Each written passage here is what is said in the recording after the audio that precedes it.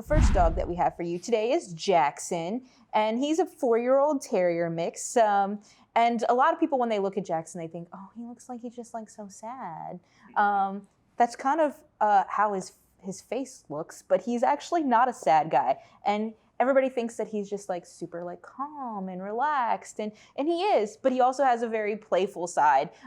Jackson's a fan of like running games. He likes chasing, and if a lot of people don't know, if you play bow to a dog, they will play bow back to you, and you can start soliciting that play. And Jackson really likes those types of things. He does know sit, and he takes treats super nicely. He is a good boy. We had our event recently, and he was out walking around with all the other dogs out there, and he didn't seem to mind them too much. He loves, pets and all those things. And because his skin's a little itchy right now, he really loves some scratches. It really makes him feel good.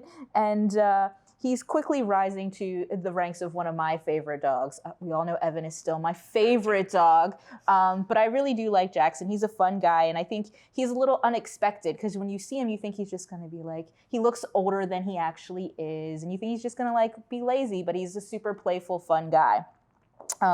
Typically of most dogs, he does have some issues with, not liking his feet and his mouth handled. And one of the other things is that fast movements around his head can be startling to him. So just keeping that in mind. And for that reason, we're recommending that he not go to a home with really small children, just because sometimes they're not always conscious of, what they're doing with their hands and things like that. And we don't want Jackson to be upset or scared. But he's pretty easy to walk on a leash. And he's super friendly and social. And he's going to do, well in most home settings. So you talked a lot about his great personality, but adopters should be aware he does have a couple of medical issues. Yeah, so one of the obvious things is his skin. He came in like that with a deep skin infection, which we are treating.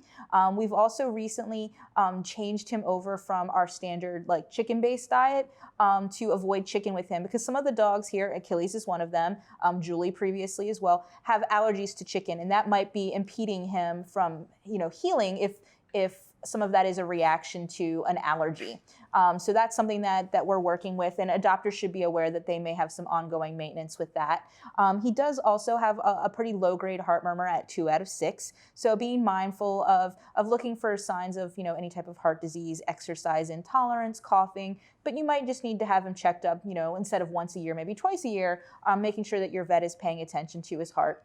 And then lastly, we did neuter him, but he had a little bit of a complication there as well. So he's still swollen, but hopefully that will dissipate soon. We're on top of all of the medical for Jackson, but we want to make sure that adopters are aware of those things so they're not surprised. But as I mentioned with Sprinkles, all of the animals that have any type of medical issue here are treated by our staff veterinarian and our medical team. And if necessary, we send them out to see other veterinarians in local area hospitals and clinics.